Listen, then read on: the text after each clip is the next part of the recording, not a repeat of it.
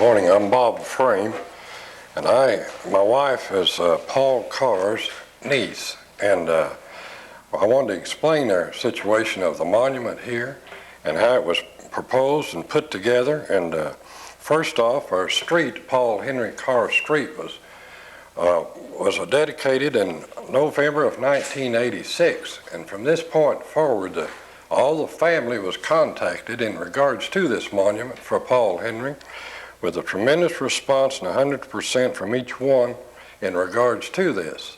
And then I'd like to explain that Joanne and I met with this fellow, Mr. Willis, with the monument company out of western Oklahoma, of which he had a lot of things to pick from. And so this was choice given and proposed by the family. And when the money came up of a new item that when nobody knew what it was going to cost or the expense or whatever, well, when we finally got it down to the bottom line, the money was there before the monument was ordered. And it was very good response from all the family and plenty of money to construct it and put it together.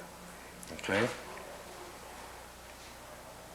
And then from this point forward then, we went to meet with Mr. Willis in March of 1989, and we ordered the monument completed and to be installed for the dedication of July the 4th of 89, of which their company done a tremendous job on it.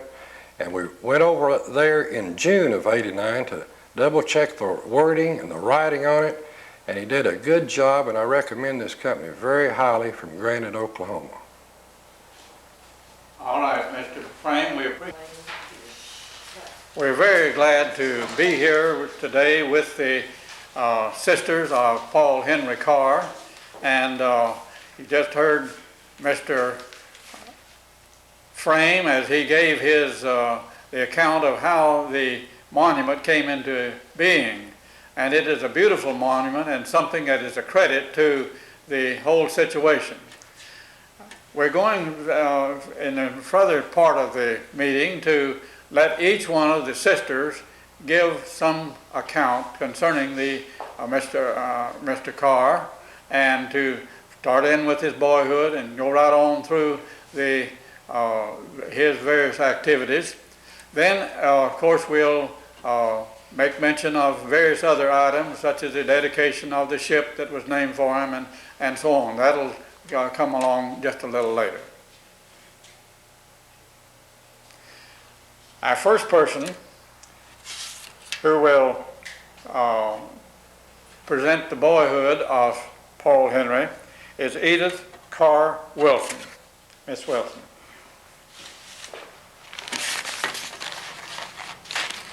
I'm not supposed to scratch it. You ready? Well, first I want to start out by saying it's with pride that I speak of my brother. And he was the only son among 8 girls, so he was very special to us. Sometimes he was demanding, he was humorous, he loved children, and he loved to play football with them, his nieces and nephews. I have here a picture, which I assume when he was about 4 years old.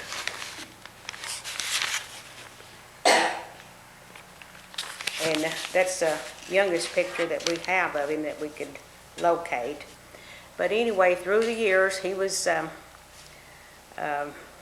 rambunctious. He loved to play the guitar. He sung the singing blues. He'd sit on old logs and pick that guitar. I still have his guitar and his pick.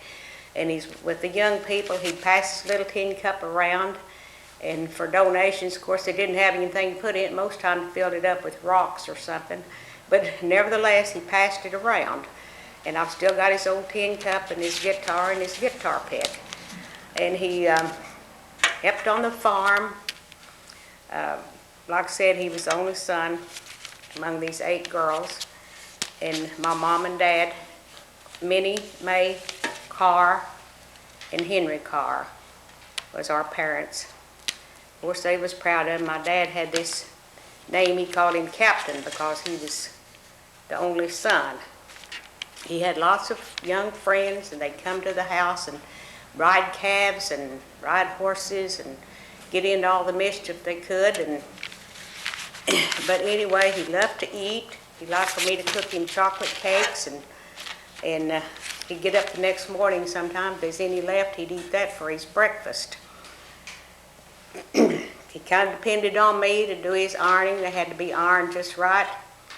And mash the blackheads out of his nose. Sometimes I'd get kind of rough, so we'd get into a hassle. But we had fun anyway. But he was, I loved him, and I know he did all of us. Like I said, he was real humorous, fun. But then he went into high school, played football, played center, and got honors on that. And also I want to read this, let's see, what's this picture right here it is.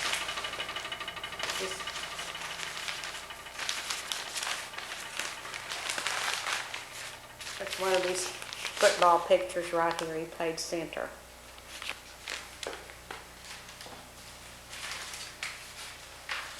And I have here a letter from one of his teachers, A.B. Childers, here in Checotah, and this is what he wrote about Brother. He said, I joined the Checotah High School faculty at Checotah, Oklahoma in September of 1940 and remained there until June of 45.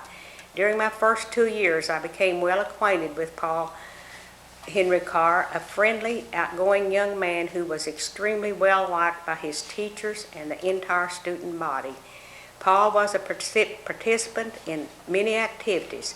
Chief among these was the following: Future Farmers of America, 4 years, football, 3 years, basketball, 2 years, treasurer of the FFA, and a member of the Checotah High School Letterman's Club. Paul graduated in 1942, but for the 2 years I was privileged to be associated with him during his junior and senior years in high school, I respected him for his integrity, his high moral standards, and his fine dedication in all his endeavors. He clearly was a young man of high ideals and devotion to duty. When word was received that Paul had died in action in World War II on October 25, 1944, the entire community of Checotah was profoundly shocked. That such a fine young man was gone was difficult for us to comprehend. But then we realized that Paul Henry Carr, in sacrificing his life in defense of his country, was the same dedicated young man we had known when he walked the halls of Checotah High School. We knew that bodily he was gone, but that spiritually he would live forever in the hearts and minds of all those who knew and loved him. World War II had many heroes. Paul Henry Carr was one of them. That's all. The next sister to tell about Paul Henry is Irene Carr Schultz. Mrs. Schultz. Thank you, Mr. West. Well, I believe my sister just told about his childhood and his days in high school in Checotah, Oklahoma. Well, after graduating, I lived in Tulsa at that time. He came up and stayed with me, lived with us, and looked for a job because he knew he was going to go into military service. If he wasn't drafted, he would select a service of his own. So he got a job with Swift and Company, and there's a meat packing plant. I don't know if they're still in Tulsa or not, but they're still in business. And he worked nights, and he would work nights and come home and sleep all day. So that went on for a few months, and then he decided that he would go ahead and go into the Navy and not wait for the letter that Uncle Sam wants you. So he joined the Navy and was to leave, and we had rain in Oklahoma. And the Canadian rivers flooded, so they couldn't get through from Checotah to McAllister, where they were to leave from. So they had to take a bus and go in through Henrietta and around. I think it took them nearly all day before they got to McAllister. But he was sent to San Diego, California for his boot camp. And he finished boot camp, and he got to come home for on leave for just a few days. And then after he went back, he knew he was going to go into the gunner's mate, be a gunner's mate. And he went to gunner's school in San Diego, and he finished that up the last part of December or the first part of January. And then he was sent to the East Coast, around Norfolk, Virginia, in that area. And he came back through Oklahoma. That was his last visit here. And stayed for, I think, a little over a week he got to be here. And he went on to gunnery school up on the East Coast, and then they left there. They'd already been assigned to their ship, and it was being built in Houston, Texas by Brown Ship Company. And they went to Houston and picked up their ship. And while he was in Houston, he called home. And that was the last time any of us got to talk to him. I guess of the sisters, I was the last one to speak with him. So they went on their shakedown cruise, as they called it, and back then their letters were censored, and they weren't allowed to tell where they were, or what they were doing. But he had a way. He would tell, you know the old song about let's take a trip to so-and-so, so you knew he was in Bermuda. And then they went up and down the East Coast, and they went to Boston, and coming back down Boston, they hit a whale, and the ship had to pull in and be repaired before they could continue on their way. And then they went on convoys, because that's what the destroyer escorts did. They escorted the destroyers and the aircraft carriers and ships. So anyway, they went through the Panama Canal and went through to the Pacific, and he was in Hawaii. And it happened that some boy from Checotah had been at there when it was bombed, when the Japanese attacked it. And so we all knew that. And he wrote home, he said, this place looks exactly like, and he called this boy's name, said it did. So we knew that's where he was. He had a way of getting through the censor, so we would have an idea where he was. And they went on several convoys, they convoyed him around through the Pacific. Of course, he was out over there just about 6 months before he had the battle that killed him. But anyway, that's where he was. He was after he, sorry about that. On convoys, they would go on convoy all out through the Pacific, and before they went into the real battle.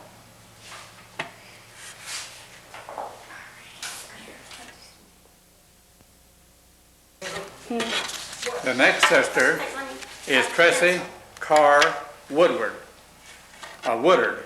and she's going to tell about the actual battle in which he lost his life.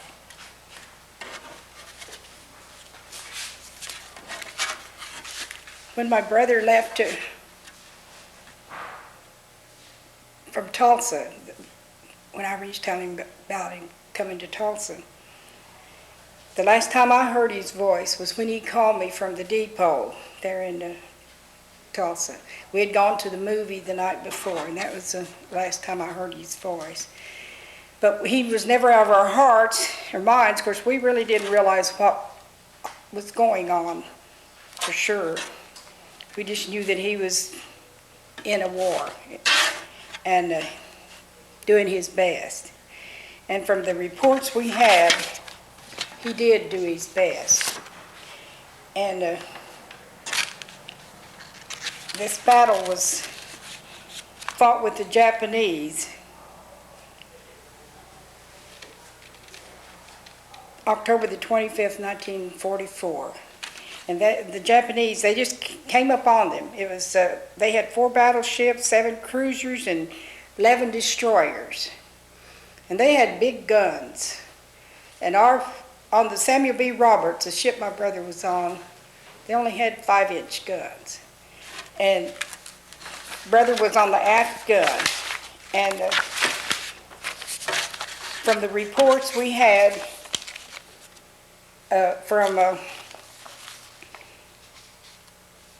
when this battle began, they did a lot of damage with these little 5-inch guns. And finally though, the Roberts got a 40-foot hole knocked in them in the inner, but my brother's gun, he kept firing. It says that they called them small boys, and they called the little ships that fought like battleships. And it says, out of the thunder, the smoke, and the incinerating blast of shells, the clangor and outcry of the ship's ordeal, came another saga of men who met their definition of heroism, and which describes the accomplishment of the impossible. Typical was the fight put up by gunner's mate 3rd Paul Henry Carr, gun captain of the DE No. 2 Mount. His story was told by Robert's action report and by Lieutenant W.S. Burton, one of the ship's surviving officers.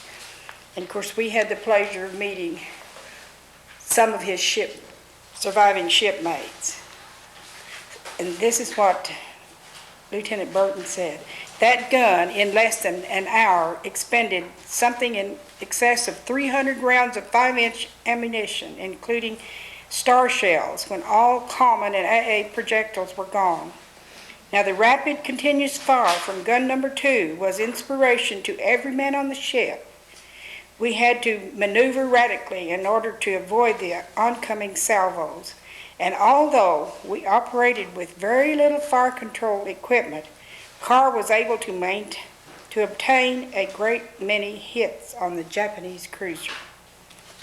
Now, we positively knocked out their number 3 8-inch gun turret, demolished their bridge, and started fires aft under their secondary control tower. Now, after we had been in action perhaps 50 minutes, we received our first hits. At that time, Carr's ammunition hoist went out of commission. That did not delay his rate of fire in the least. And this report is from the Roberts Action Report.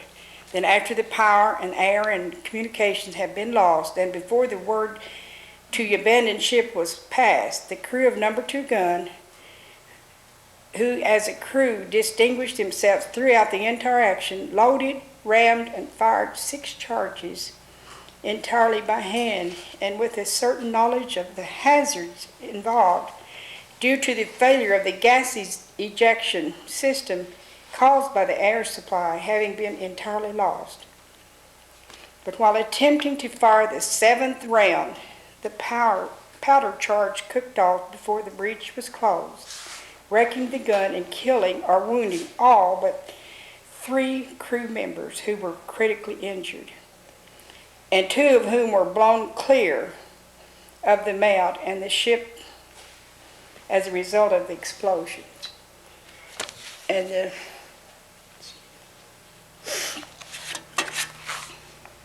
now this first man that entered the gun mount after the explosion, they found my brother on the deck of the mount, holding in his hands the last projectile available to his gun. And I understand these projectiles weigh 54 pounds or more. Even though he was severely wounded from his neck down to the middle of his thighs, he was still holding that up, trying to get off this last round. He was completely torn open, and his intestines were splattered throughout the inside of the mount. Nevertheless, he held in his hands a 54-pound projectile, held it up above his head, and begged the petty officer who had entered the mount to help him get that last round out. Now, you must appreciate that the breech of the gun had been blown into an unrecognizable mass of steel. The mount itself was torn to pieces. He was the only man capable of physical movement within the mount, and yet his only idea was to get off that last round. Now, the petty officer who entered the mount took the projectile from Carr and removed one of the other men who was wounded and unconscious to the main deck in order to render him first aid. Now, when he returned to the mount, there was gunner's mate Carr again with the projectile in his hand, while attempting, although horribly wounded, to place the projectile on the loading tray and thereby realize his last chance to do damage to the Japanese. And he died just a few minutes after that. They took him to out of this gun mount, out to the deck. And that's leading up to some of his shipmates, they thought he deserved of course they were all heroes, each and every one of them, in my eyes, and I know in everybody else's eyes. But that was one of the reasons they wanted him to have a ship name for him. But there was 89 of them that died. And the ones that, of course, a lot of them went down with the ship, most of them, and the ones that didn't, they were in the water 51 hours with sharks and oil on it. But thank God, a lot of them made it home and they got to see each other later.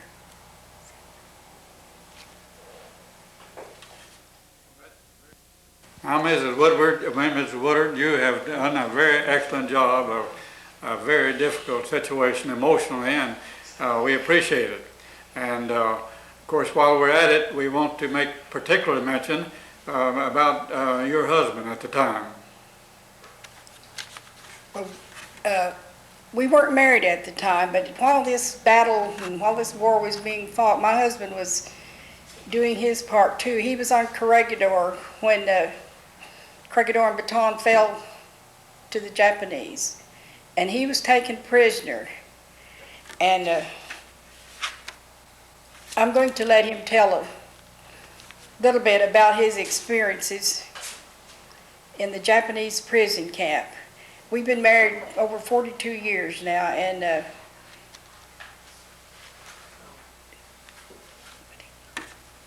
Mr. Woodward said he wasn't going to come, but he is. These women are going to see to that. Well, I don't feel like I belong in this scenario, but I was on Corregidor when it fell. I was taken to Cabana de Juan, from Corregidor to Cabana de Juan Camp 3. Stayed there till October of 42. They put us on the ship. We was taken approximately 2,000 in the forward holds of a old freighter, prisoners, and about the same number of Japanese military men on the rear, in the rear hold.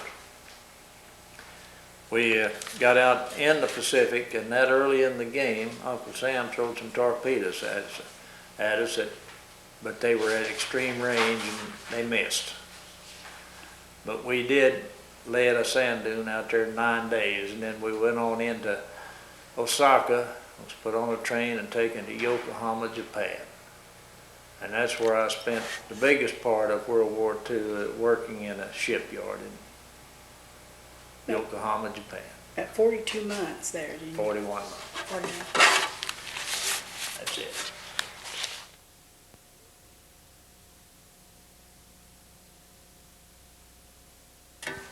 Mrs. Schultz is going to fill us in on some more little details, so Ms. Schultz, Thank here you go.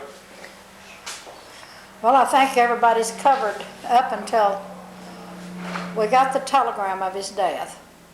And that was in November of 44. He was killed in October, and we didn't receive the telegram till in November. And it was delivered, of course, then they didn't call, especially if somebody had been killed. They usually delivered it in person. And time rocked on. We all had our memories. We all grieved. And, of course, our mother, she went to her grave grieving over him. She never, got over the death, and you don't, of a child. But 38 years went by, and we'd all had our grievance period was over, and we'd all gone on with our lives. We hadn't forgotten him, that's for sure, because we had our pleasures and our memories all tucked away in our hearts about him, and they would live on as long as we did. But one day, in spring of '82, well, this man, he was Scott McDonald, associate editor of this Surface Warfare magazine. I had never heard of it, but it's put out, published through appropriations of the Navy. Well, he had written a story. Of course, he'd gone through naval records and found all of this, and he wrote this story, and it appeared in February of 1980. Well, in the meantime, he found out the Navy was going to name a frigate for our brother. So he decided he would like to write another story on the man, about the man. And he thought, well, what better place to go than to the senator from Oklahoma, Senator Boehm's office. So he goes over to the Senator Boehm's office, and of course Senator Boehm didn't know him, but he had an aide that his mother-in-law lived in Checotah. So he called his mother-in-law here in Checotah and asked her to see if she could find some relatives of Paul Carr. So she called a rural mail carrier here, Andy Hill. So Andy told her to call Katie Peterson. And so this lady happened to be one of her friends that she goes to church with. And but she asked her if she ever knew a Paul Carr. And she said, well, I should, he was my brother. So I'll let Katie tell what happened after that. You tell about.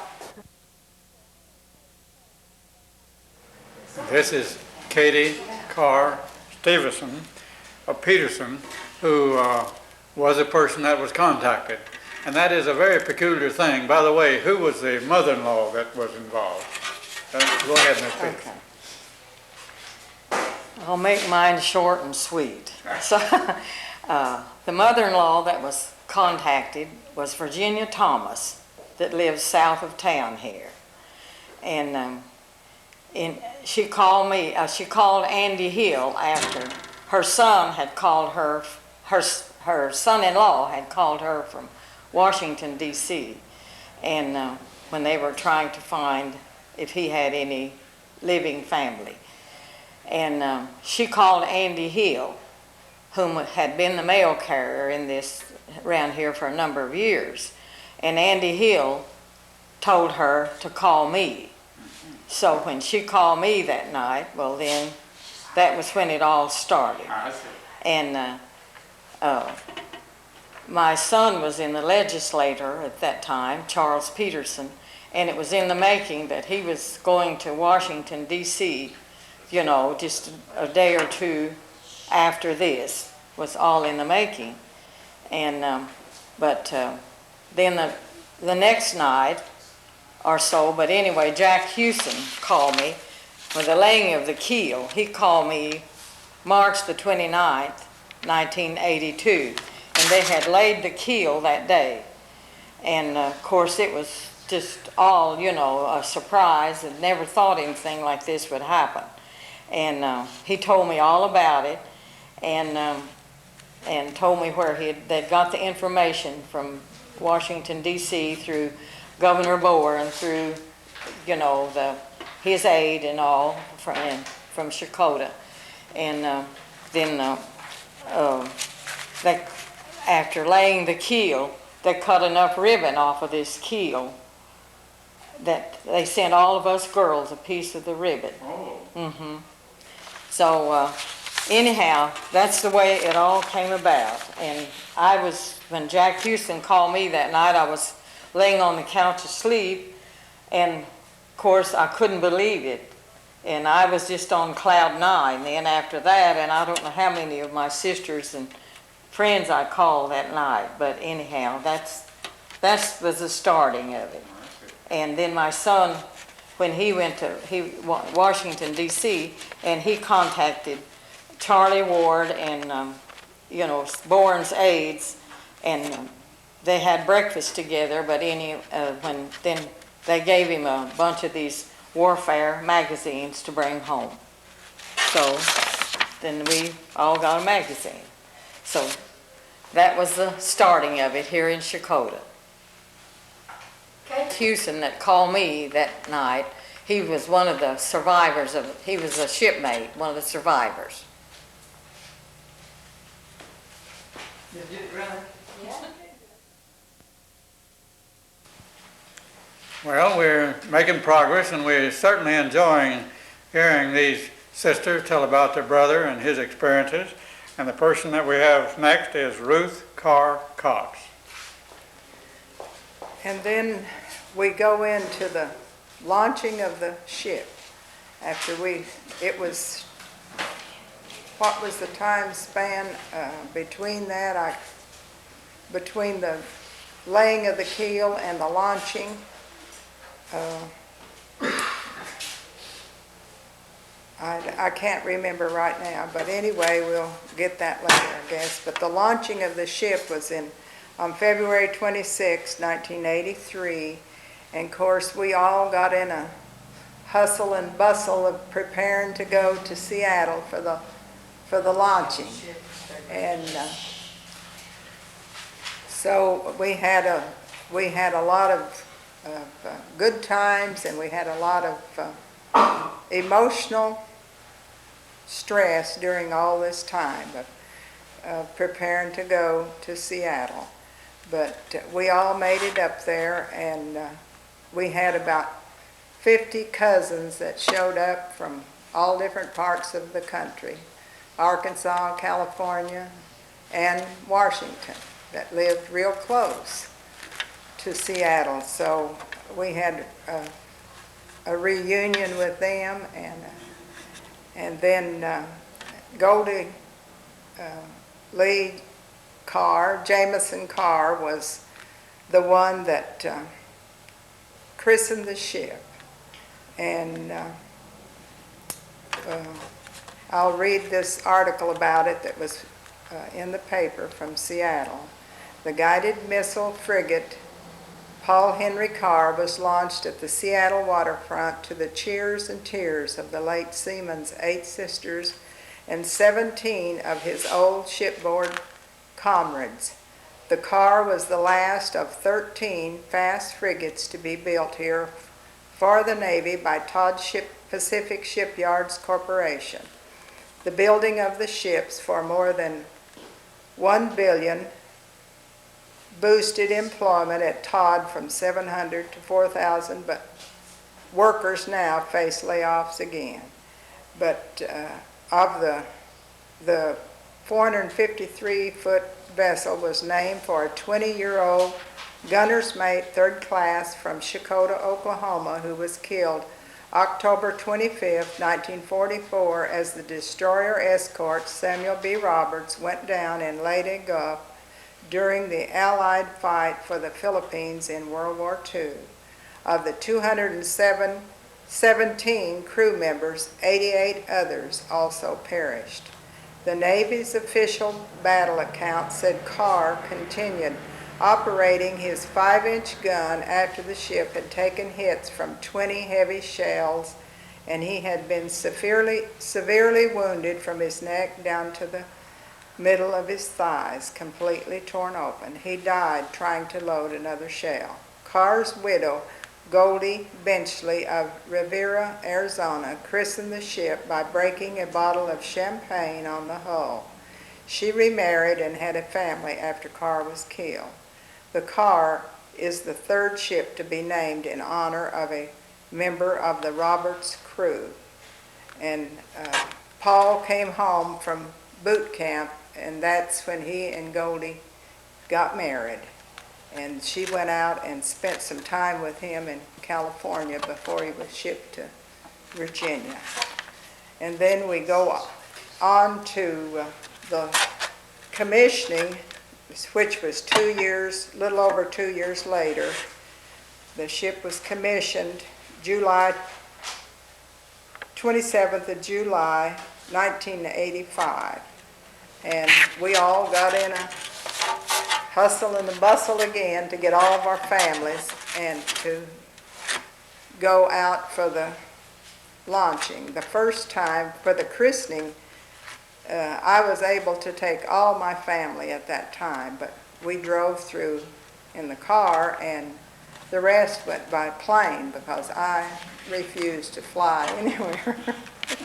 So anyway, the commissioning, we were excited about that because that's when the ship comes alive and all the sailors and the horns blowing and the excitement of that. And here is a picture of Paul and a picture of his wife who christened the ship. And then we, of course, we had receptions after the launching was put on by Todd Shipyard at the Westin Hotel. And then back to the commissioning, we had a reception put on by the Navy and at a different building. I don't even recall. The Trade Center in Seattle. And we got to meet all the survivors, more survivors at the commissioning, and then the 17 we had at the christening. And then we all came back, and we probably thought the excitement was all over, but it went on. It's still going on today in 1991, and we appreciate all the survivors and all the newsletters and everything we've had to keep us in touch with how they're doing. So that's my story, I guess. Next, we have the person that's bringing up the rear of the group that's present. And we'll have some more discussion later, but Peggy Carr Dodd is going to tell us some of the wonderful things that have happened in the immediate past. Ms. Carr, Ms. Dodd. Yes, thank you. One of the first recognitions that I want to talk about is from Franklin D. Roosevelt. And I'll read it to you. It says, "In grateful memory of Paul Henry Carr, who died in the service of his country, the Sea Asiatic Area attached USS Samuel B. Roberts, 25 October 1944. He stands in the unbroken line of patriots who have dared to die that freedom might live and grow and increase its blessings. Freedom lives, and through it he lives, and in a way that humbles the understanding of most men." President of the United States of America, Franklin D. Roosevelt. Another recognition I'd like to read is from John F. Kennedy.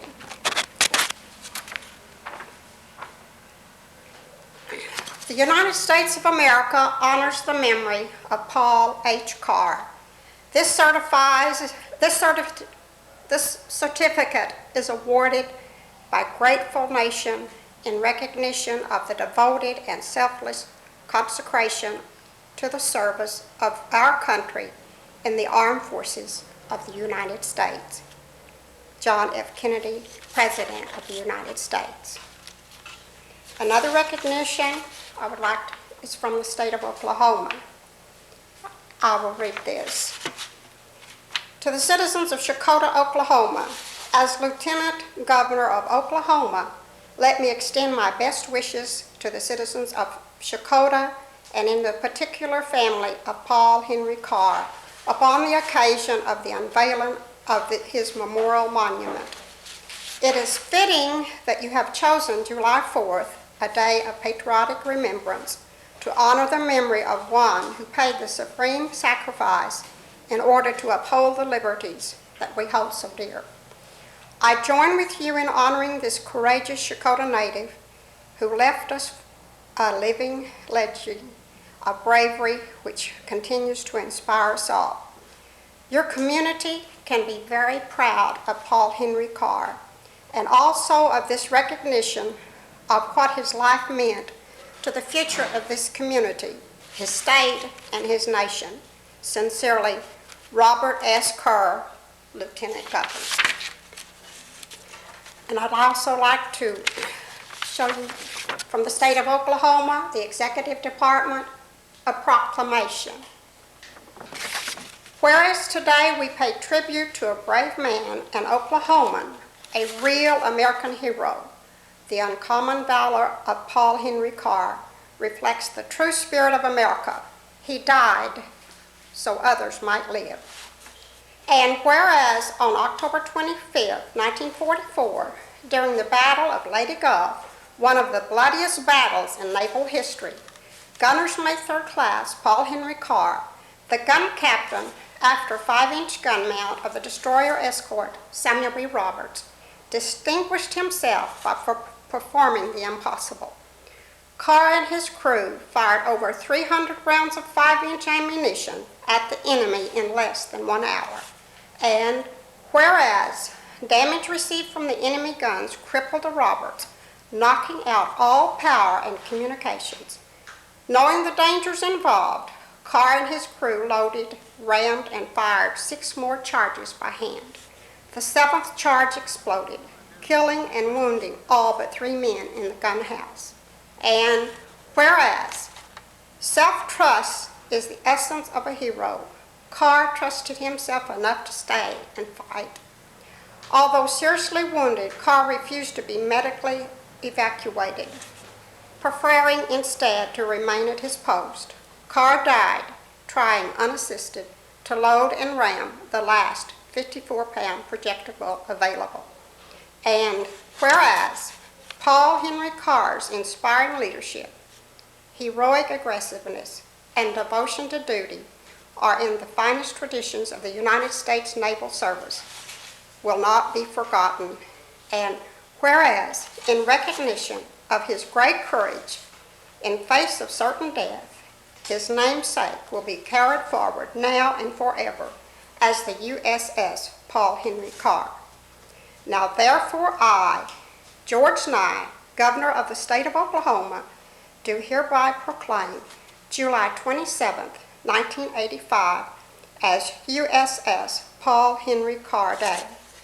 In the state of Oklahoma, and all citizens in a proud salute to the young man who was born on a farm near Webbers Falls, Oklahoma, and gave his life for his shipmates and our country.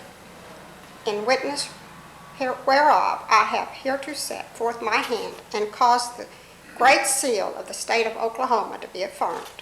Done at the Capitol in the city of Oklahoma City, this 10th day of June, in the year of our Lord, 1985, and the state of Oklahoma, 77th year. Signed, George Nye, Governor, and Jeannie B. Edmondson, Secretary of State.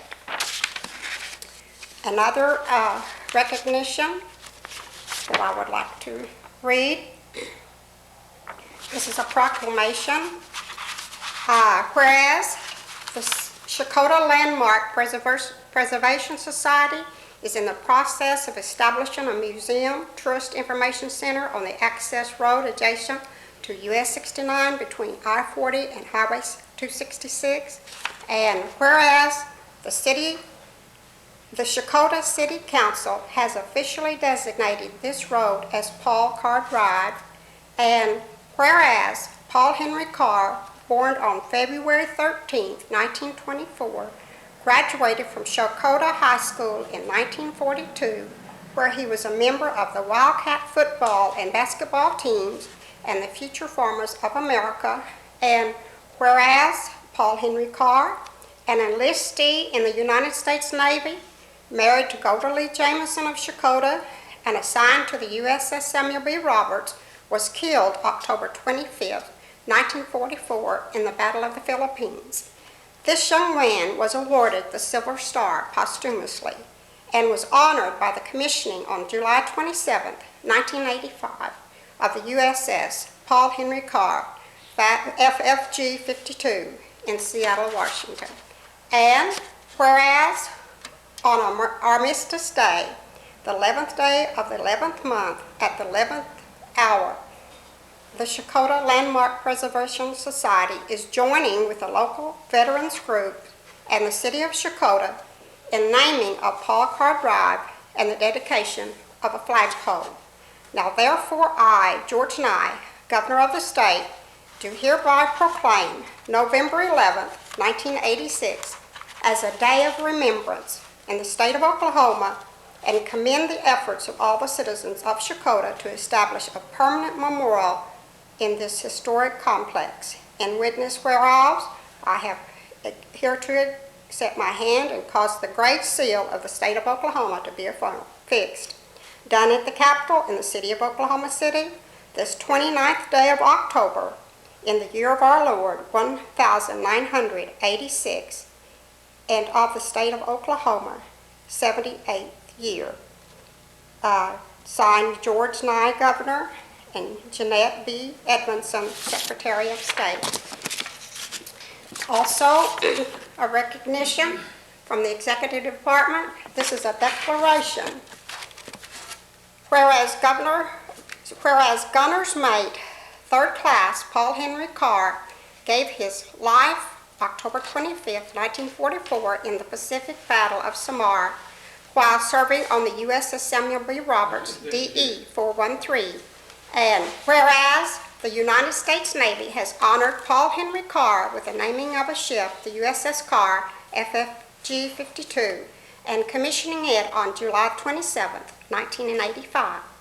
And whereas the city of Checotah recognized the heroism of this Checotah High School graduate with naming of a street, Paul Carr Drive, on November 11, 1986.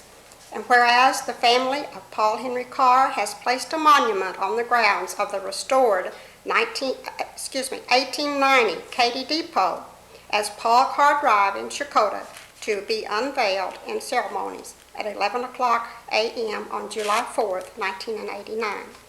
Now therefore I, Henry Bellman, Governor of the state of Oklahoma, do hereby declare July 4th, 1989 as a day of dedication in remember to the supreme sacrifice of Paul Henry Carr and to commend the efforts of the citizens of Checotah for preserving this memorial in this historic complex as a symbol of all those persons who have served to maintain our country's freedom. In witness whereof I have hereunto set my hand and caused the great seal of the state of Oklahoma to be affixed. Done at the Capitol in the city of Oklahoma City, the 30th day of June in the year of our Lord, 1989, and of the state of Oklahoma, the 81st year. Signed, Henry Bellman, Governor, and Harold Adkins, Secretary of State. And this is a proclamation that I would like to read from the city of Checotah.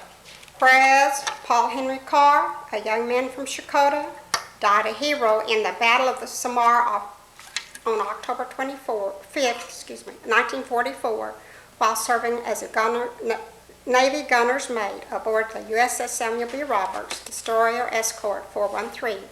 And whereas because gunner's mate 3rd Class Paul Henry Carr fought so gallantly and effectively, a ship has been named for him.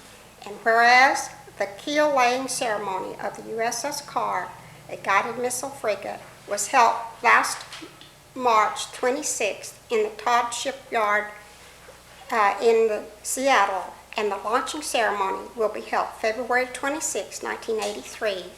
And whereas Paul Henry Carr was born February 13, 1924, to the only son of Thomas Henry and Minnie Mae Carr, who farmed near Checotah, and whereas Paul Henry's widow and 8 sisters, Edith Wilson, Ruth Cox, Juanita Rush, Paula Muskogee, Katie Peterson, Checotah, Peggy Dodd of Davis, Tracy Woodard of Locust Grove, Irene Schultz of Winfield, Kansas, and Lucille Seifert of Corpus Christi, Texas, will attend the launching ceremony February the 26th, 1983. Now, therefore I, Coleman B. Fite, Mayor of the City of Muskogee, Oklahoma, do hereby proclaim Saturday, February the 26th, 1983 as Paul Henry Carr Day in Muskogee, and urge all citizens to join his widow and sisters in a proud salute to the memory of this courageous young hero. In witness whereof, I have hereunto set my hand and caused the great seal of the City of Muskogee to be affixed. Signed, Coleman B. Fite, Mayor. And also the State of Oklahoma, to all who these presents, all to come to greetings in appreciation of the supreme sacrifice for his country and mankind made in World War II by Paul Henry Carr. The state of Oklahoma offers to his family and friends this token of gratitude and sympathy. May the memory of this man's glorious sacrifice be preserved in the hearts of his fellow citizens, to the end that each shall give a greater service to his community, to his state, and to his country.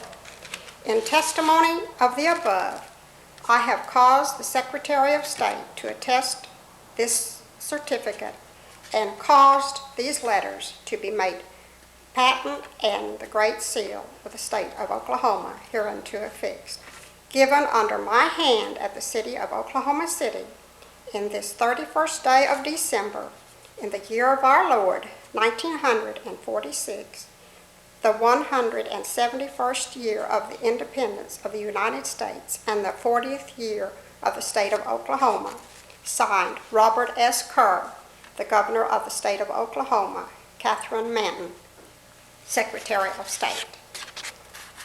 And with the reading of these recognitions, these are just a few of the many that have been given to the memory to honor my brother, the Navy hero of the Battle off of Samar.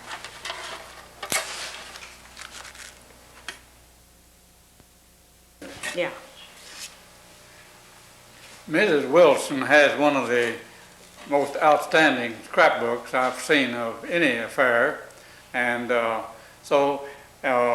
it, she had lots of pictures and clippings and so on, and among them was a picture here of all the girls together. See, we have had 6 of the sisters, but 2 of them weren't able to be here, so she's going to point out the other 2 and also his widow, and tell us about those persons. First, let's start with the 2 sisters are not here. One lives, see, she was 2 years younger than my brother. One lives in Corpus Christi. She isn't here. She wasn't able to come. Kind of short notice for her to come that far. And also the other sister in here is her baby sister, but she had to work today. She works at Cimarron Federal. They'd had a computer breakdown. She said yes, she put them behind. She had a report she had to get out today. But it would really been fun for all 8 of us to be here. We've been together on so many occasions, and in dedication of the ship and all this, and in the unveiling of the memorial there, we were all 8 here. And this is a picture here, in the one that's holding the flowers. This is the girl that my brother was married to for the brief time before he was killed.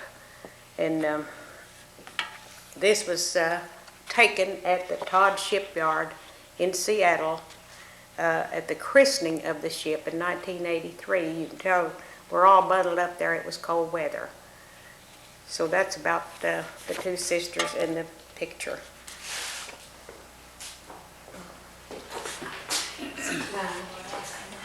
Oh, I didn't even tell their names. Well, this picture was made at Todd Shipyard, which built the USS Carr, and it was it was cold weather, February, and the wind off of that Puget Sound up there wasn't very pleasant. But from Left to right, we have Peggy Carr Dodd, Katie Carr Peterson, Tressie Carr Woodard, Ruth Carr Cox, Goldie Jameson Carr Benchley, Juanita Carr Rush, Lucille Carr Seifert, Edith Carr Wilson, and Irene Carr Schultz. Couldn't even think of my own name. That's like my own telephone number. You did good on all the rest of them. I was afraid not to. When we were talking to Mr. Woodard a while ago, he said that his wife had 7 sisters, and each one of them had 7 sisters. Well, my multiplication says that's 49. And so we have another in-law who has come with the group, Mr. Dodd from Davis, who is administrator of the Baptist Assembly, Falls Creek down at Davis. So I'm going to ask him to tell how it was when these 8 girls got together and 1 or 2 of them, of these men were around. Just tell us about that, Mr. Dodd. Peggy and I married 2 years and 2 days after Paul was killed. And I didn't know him personally, but in my heart, you know, I've all the stories and then the various meetings that we've had through the years, this has been very special to me. I was also a part of the United States Navy. I was in the Navy over 5 years, and I have an understanding of being aboard a ship and some of the things that Navy men go through. But it's been real appreciative. I've been appreciative of the fact that to see the joy, there's been sadness, but the joy and that this has brought to them, and not only to them, but to the state of Oklahoma, Paul being only one of the 2 men that have been honored from Oklahoma by having ships built after him. Both of these men were killed in the same battle. Mr. Evans died. He was a commander of the USS Johnson, and he was an officer, and then Paul, of course, was an enlisted man. And this is a great honor, and I'm just glad to have a part in it and to see the wonderful, wonderful things and honors been brought to him.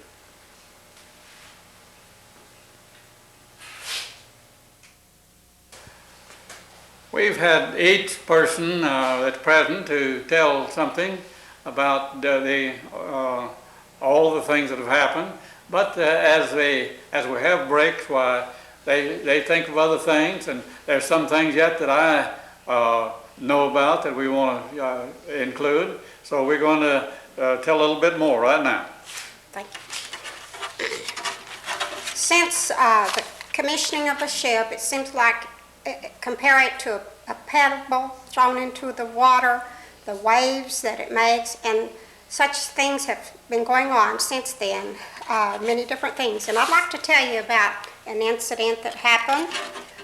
This little book right here is kind of a comic book type, and it was accidentally, if we want to think of it that way, which I don't, discovered by our daughter Nancy at the Muskogee Free State Fair at the Navy booth in 1961.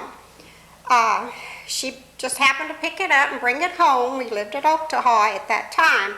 It laid around the house for a few days, and then I picked it up one day just to look through it. And I discovered on page 14 was the story of the Battle off Samar, telling the story of the heroic death of my brother, Paul Henry Carr, and comparing the battle and this heroic deed with the story in the Bible of David and Goliath. It says, David was a shepherd boy, a gamey little chap. Along came old Goliath, spoiling for a scrap. Know that old song? Navy-wise, it happened in the Battle off of Samar, October 44. A group of baby flat tops caught in the path of the Japanese battle fleet. Little DDs and little DEs, littler. The only defense. Talk about David versus Goliath. The Americans were landing at Leyden. Down from the north came a Jap battle fleet to throw them out. Whee! Admiral Sprague's baby Flat Tops group was caught cold by the battleships. Yamamoto, Nagakota, Congo, and Haryuna, and their escort cruisers. Small boys attacked, ordered Sprague, and into action rushed the DDs Hoyle, Johnston, Herman, and destroyer escorts, Roberts, Butler, Dennis, and Raymond. They made smoke, they fired torpedoes, they zigged, they zagged through a typhoon of giant shells. Johnston and Hoyle went down. The DEs were blasted. Shells sank little Roberts. Little, her crew would never forget. Gunner's mate Paul Carr wounded, dying. Carr loaded his gun's last shot. It hit a Japanese cruiser, and the Jap battleships, scared, turned back. The small boys, like Carr, had done it to Goliath again.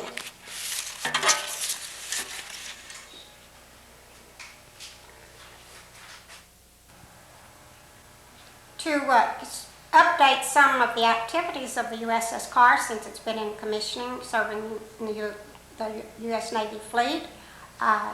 It's also served in the Persian Gulf, and this article was from the Daily Oklahoma, Wednesday, November the 4th, 1987. And the Associated Press reported Tuesday that Persian Gulf shipping sources said the USS Carr fired on a civilian fishing vessel, killing an Indian crewman, and the Associated Press said the sources told the reporters that the 27-foot fishing craft had shown lights and made way for the 445-foot frigate before it opened fire. The press also quoted the Pentagon officials Tuesday as saying this report was given, and the article is in reference to the USS Carr, and it also went into the story of the battle in which Paul Henry Carr lost his life and the honor that the Navy had bestowed on him by naming the fast frigate in his honor. And of course, the article also said that Carr was aboard the Samuel B. Roberts that was sunk in the Battle off of Samar in the Philippines.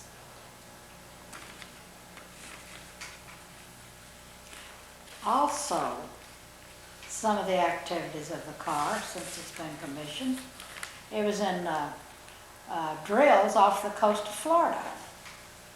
This has just been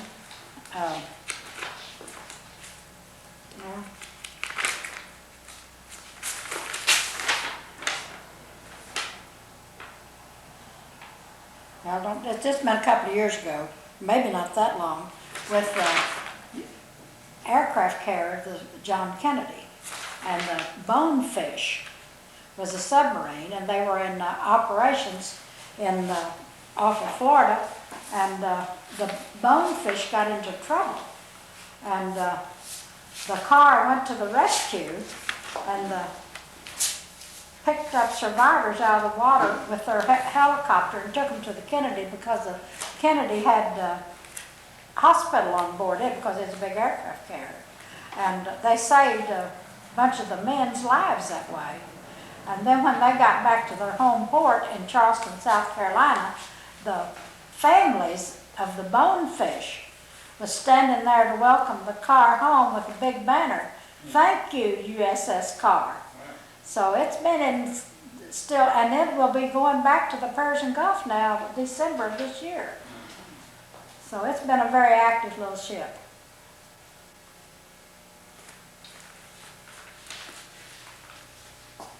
We had a meeting here at the museum 2 weeks ago with Commander Bagley, who had just been relieved of his duties of 2 years on the USS Carr, and he notified us he'd be coming through Checotah, and he would love to meet all 8 sisters and to meet the family of, he said Paul was a hero to grow up with 8 girls before he even was a hero in the World War II. So we were excited to meet him, and we had a real fun day to we have lunch with him at Fountainhead and to see him on his way. And he has already written back to each Carr sister separately. So we appreciated this man to take time and to meet the family of the ship that he just got relieved of, which they do, I guess, about every 2 years. So he'll be getting another ship, and it'll be interesting to hear from him again. Now, he was the captain, and he will be in, our sister in Corpus Christi couldn't be here to meet him, but he wrote her that he would be in Corpus Christi around Christmas time, and he looked forward to meeting and seeing her. So then he'll meet all 8 sisters. One of the things I would like to talk about is meeting the survivors.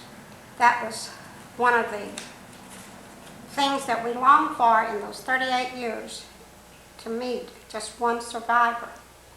And then when the story of my brother was in the Davis News, I came home from my job of teaching school one afternoon. The phone rang, and the voice said, "My name is Ray Chambliss, and I live here in Davis. I served on board ship with your brother." And I really had an emotional thrill then. But the thing of it was that Ray Chambliss and I attended the same church. We lived in the same town, and we worked in the same town of Doherty. I taught school in Doherty, and he worked at the depot in Doherty.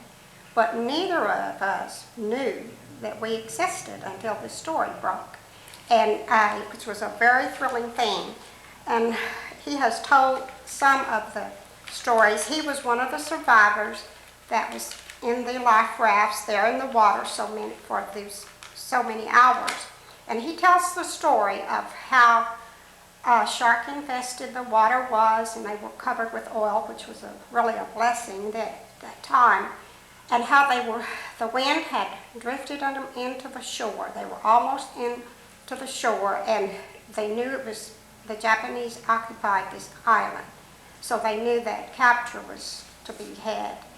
But all of a sudden, the wind changed, and they were swept back out to the sea. And they was very much perplexed. They really didn't know what was happening. But in a short while, there was a U.S. Navy ship that rescued them. And then he also tells the story of just as the Samuel B. Roberts was sinking, his job was flagman. And he hoisted the largest flag that the ship had aboard the Samuel B. Roberts just as it was sinking.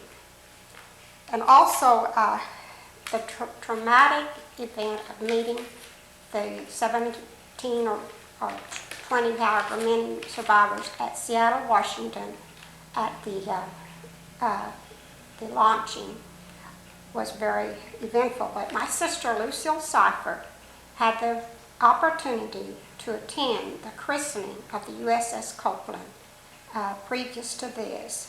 And she had the opportunity to meet survivors at that time.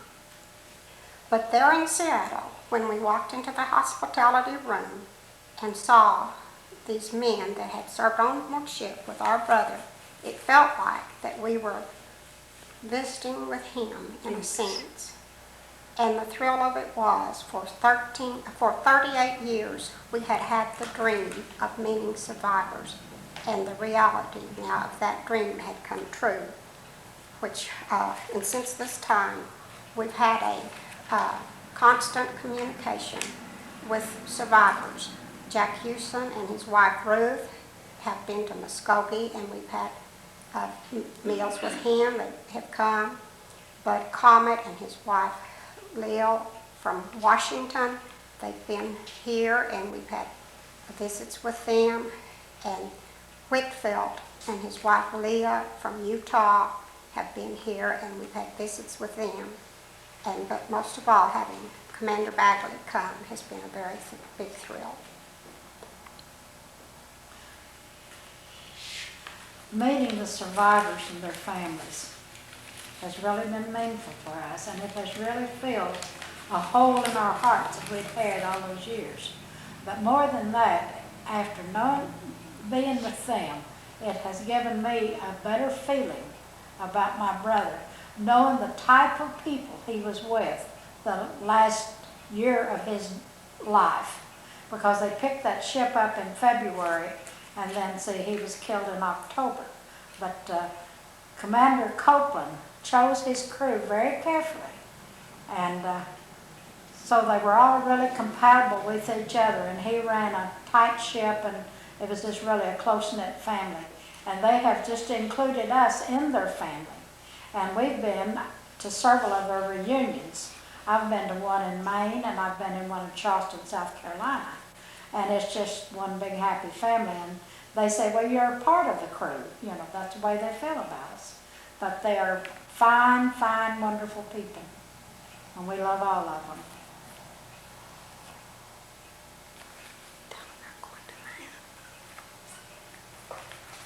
Going back to my brother's childhood and boyhood, of course I wasn't home all the time he was growing up, but I was there when he was born, and I remember my dad always wanted a boy. He didn't say much about it, but he wanted a boy. So when this boy was born, you could just see the happiness on his face. And he was born, it was south of Weber's Falls, Oklahoma, in a little sort of, it was really an Indian village. It was called Grits. We sort of lived on the edge of it. And of course my mom was happy to have a boy too. And also was all of us girls. And as he was a very active boy, and of course he had to play with girls. But sometimes we'd go out with him. And I remember one time when we lived somewhere, and there was turkeys all around, and I know they belonged to somebody, but they weren't wild turkeys. And he threw a rock. I don't know if it was an accident or on purpose, but he hit this turkey in the head and killed it. And it was a young turkey, but we took it home and Mama cooked it. But you know, he was a lot of fun to be with and be around. And he played the guitar and I played the guitar, and lots of times we'd get together with, and a lot of the kids and young people would come in, and that was a joy to my mother when the young people would all meet at her house, and we'd sing songs and play our instruments. And like my sisters here, meeting those survivors was one of the highlights to me. And it was just like meeting that many brothers, really, and their wives and families. So I've enjoyed going to the reunions, the ones I got to go to, and meeting the survivors too.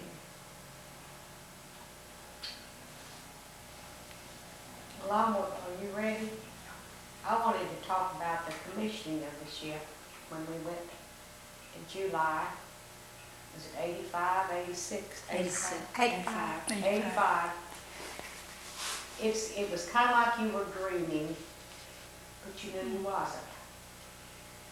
They had the USS Copeland there, which they had built honoring the Copeland ship. They had them there facing each other in that harbor, and it was absolutely beautiful to look at. And then when what they call the ship coming alive this band was playing, huh?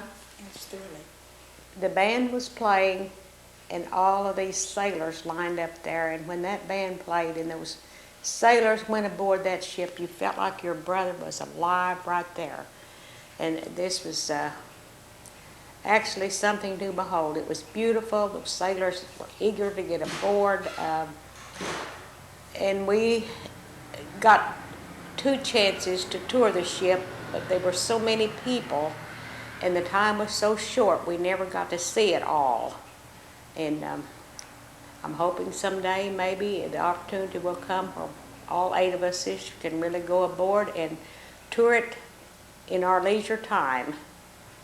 And we've had a wonderful communication with, as they told about, Commander Bagley that just left, and the new commander that's taken over command now is Commander Brown. We're hoping that he will communicate as good as Bagley has, because it's something to have to know that the commander of the ship, you know, will take the time to communicate with us, and he would tell us about the end of his day. He would go to his cabin, and he had two big pictures of my brother in his cabin, and he said, I'd talk to that picture at night, just like he was there with me. He said, the boys on the ship honor the man and not the ship. And he said, I'd talk to Paul that night and say, I've done my best today, as you did in battle. I've done what I could today. And he said, just like those eyes, looks right back at me and talks to me. But he said it was a joy to serve on there. Since the ship was named in this special way and for this special person that was just a little enlisted fella, he said, made the ship more special and the man more special.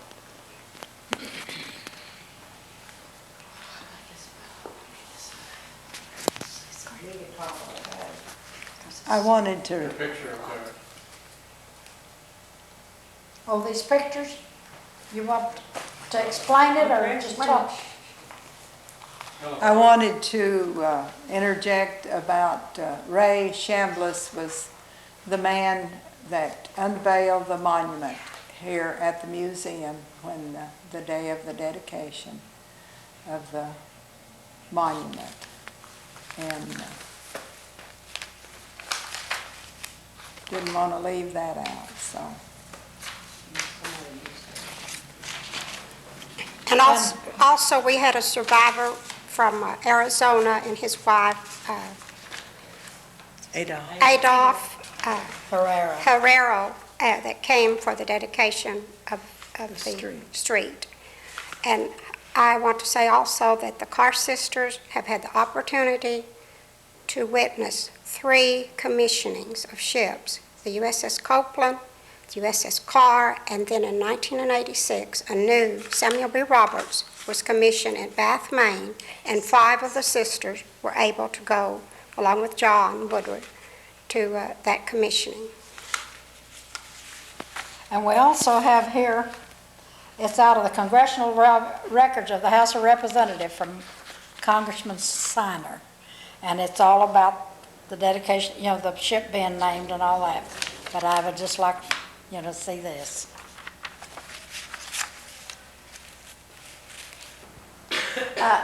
When we were putting together about the commissioning, I worked with a Lieutenant Morgan Smith out of the Dallas office. He did the publicity for the Navy. So he was very good, and all he requested of me was bringing back a Carr cap from the commissioning, which I did. So in the meantime, it went around, years went by, well, from 86 to when we dedicated the memorial out here. And we decided we needed a picture of the ship to hang in the museum here. And by that time, Lieutenant Smith had been promoted to the Pentagon in Washington, D.C., but old dumb me, I just thought, well, I've worked with him quite a while, and I would just ask him for a favor. So I wrote him and asked him if it was possible for us to have a picture to hang in the museum. I explained to him what we were doing here at the depot, and that of the memorial, and then the things we'd have inside here. So he was kind enough that he had the Navy send us this beautiful picture that we have hanging here on the wall. And I also framed the letter that I received from him, so it's hanging over here on the wall. And then we have the two crewmen that was with our brother in the gun mount. One is Sam Blue. He lives in Perry, Florida. And his health isn't good at all now. But he was standing right next to our brother. He was a fuse setter for the gun.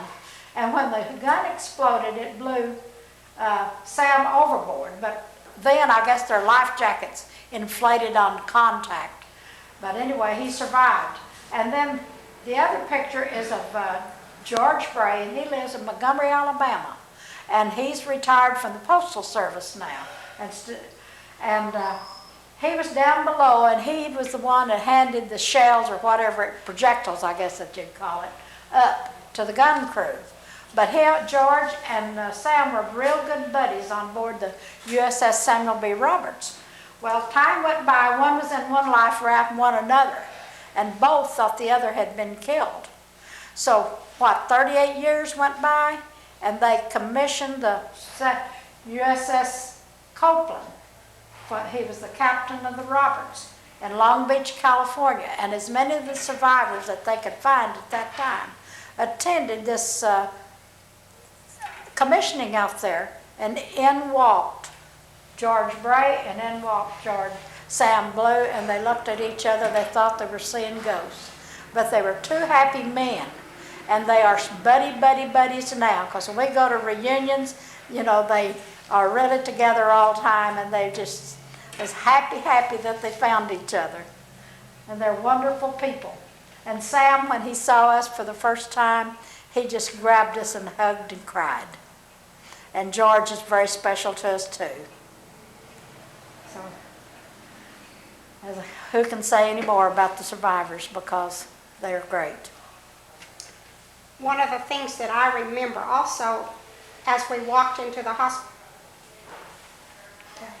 one of the things I remember also as we walked into the hospitality room there at Seattle, Washington in 1983, all 8 of us, and one of the survivors says, "I know now why Paul joined the Navy."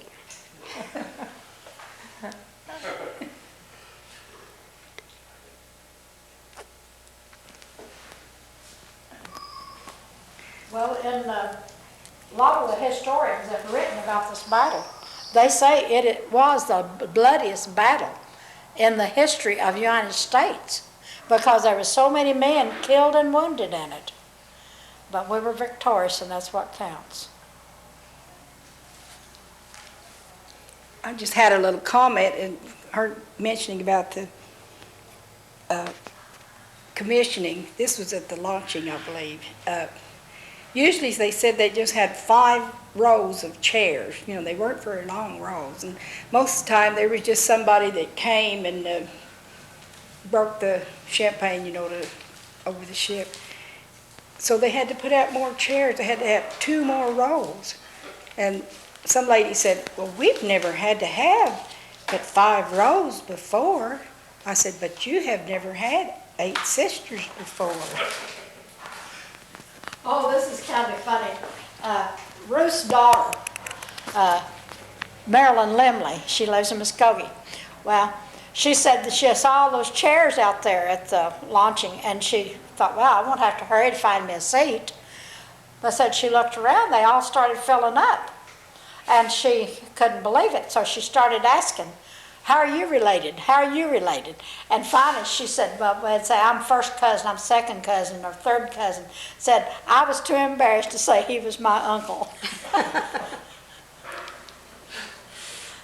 So we've had some funny things happen along the way, and it's, you know, with all of it, even though it brought back, you know, as I said, when we found out about this, we all had our memories stored, but it brought back everything, and it was really kind of a sad time again, and that's the reason, you know, that through the cheers and tears, that's true.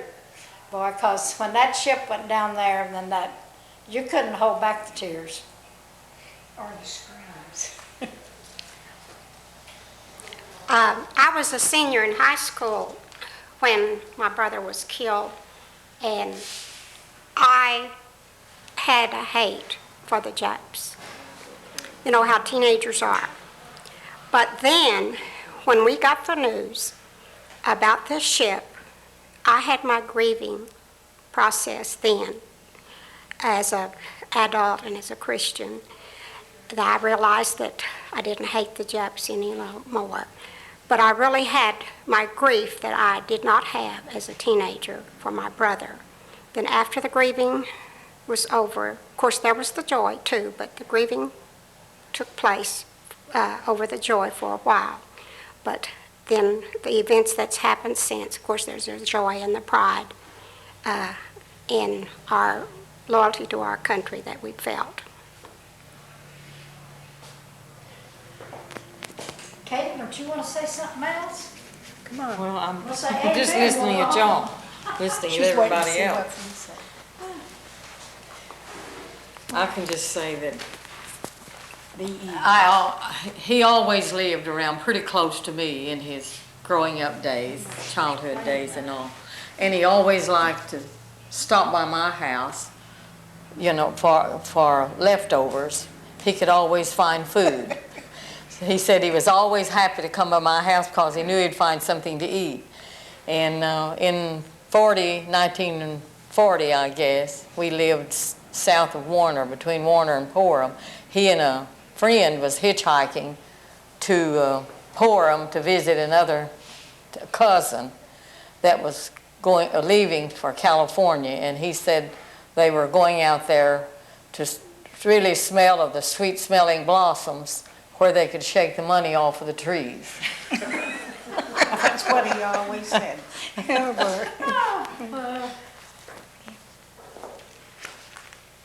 Another event that I remember about my brother, of course, he was older than I by about 4 years. And when he was a senior in high school, I was a freshman. And we had to walk at a distance of at least a half a mile to catch the bus.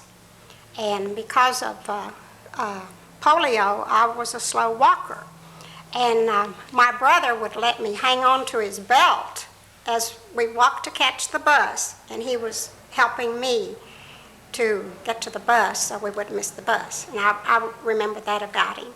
And also when we had play parties back in those days, he would get the younger, uninterested kids that were there, not interested in the opposite sex, around to the side of the house with his football, and they would play ball.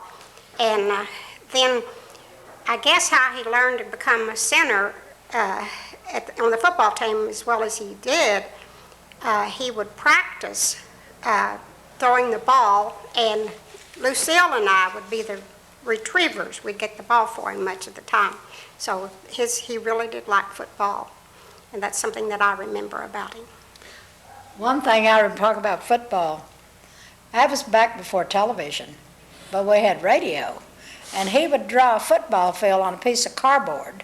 And on Saturday afternoons, when the games would be on, he would have a object, might have been a pinto bean or something, but he moved it around on the yard lines just where the ball was when the announcers was announcing. And that's the way he would keep up with the ball game. So, you know, there's ways to do before television. He had to And show. he was the second team all conference whenever his senior year here. They only lost one game that year, their first game. And he wanted to go to Oklahoma A&M, of course, it's Oklahoma State now. That when, if he got back in the Navy, that was his plans, you know, to go to college. One of the things that we think about is our parents. They were not here. They had already deceased when this honor came to my brother. But I can just visualize in my mind my mother, the quiet, unassuming person in lots of respects, that she probably just smiles and be proud in her heart, but not my dad. He'd be out telling everybody about his son and how proud he was of him, and that he had done this heroic deed. I want to make this comment. This comment what my dad said when my brother was killed. You might remember, I don't remember the name of the ship. There was 5 brothers on this one ship. The Sullivan brothers, the Sullivans. Okay, somebody would be discussing with him about this 5 brothers that went down with the ship, trying to console him for the one son that did go down. So finally one day he told him, he said, I know the Sullivans lost all they had, the 5 sons, but he said, let me tell you, I lost all I had too in that one son. I think of that so many times.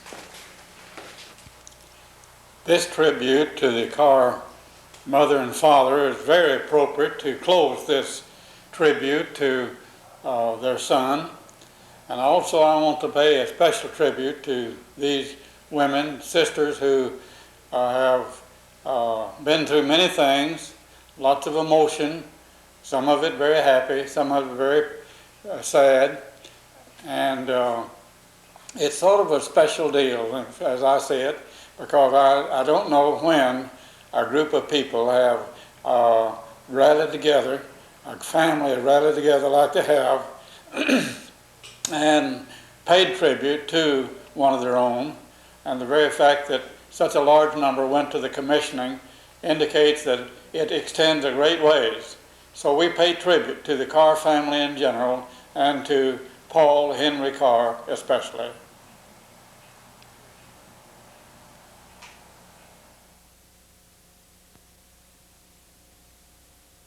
Celebration. To the north, San Bernardino Strait, unguarded, open waterway leading to the approaches of Leyte Gulf. Through this passage, the Japanese central force of battleships, cruisers, destroyers, steams at 20 knots. This is the force that was turned back. But if it could turn once, it could turn again.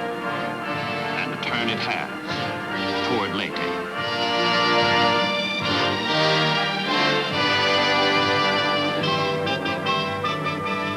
Only light American units, small escort carriers, destroyers, guard this approach to Leyte Gulf. The onrushing Japanese are first sighted by surprised, horrified search planes from the escort carriers. Should these 22 enemy ships break through, they will turn the Leyte landings into bloody shambles.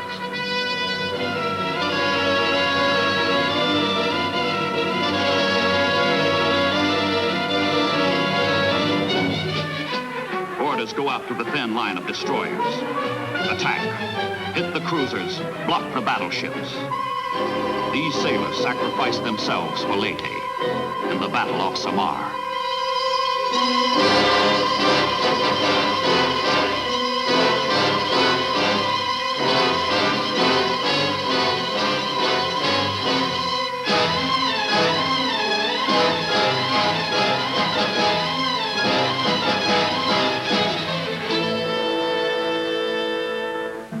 The Japanese force includes the largest warship ever built, the Yamato, mounting the biggest guns afloat.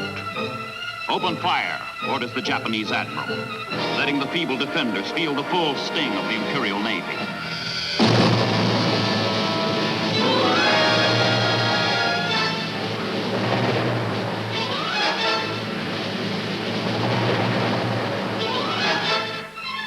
Barrage after barrage straddles the escort carriers, protected only by the intrepid destroyers.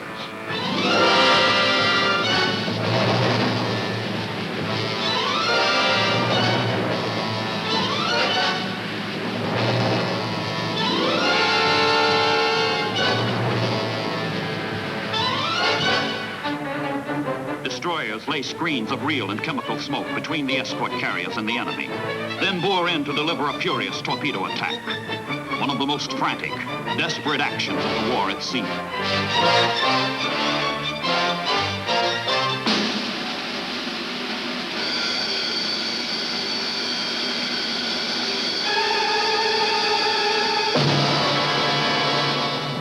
Every plane that can get off the escort carriers joins the unequal battle. Trained only for support of ground troops, the Jeep pilots hit the Japanese with what they can, with all they have.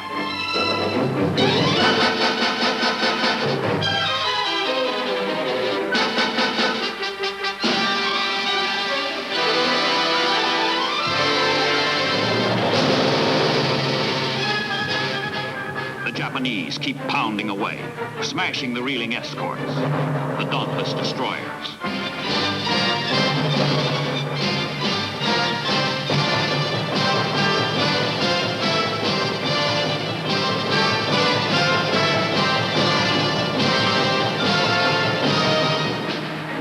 But the reckless American attack continues, scattering and confusing the Japanese.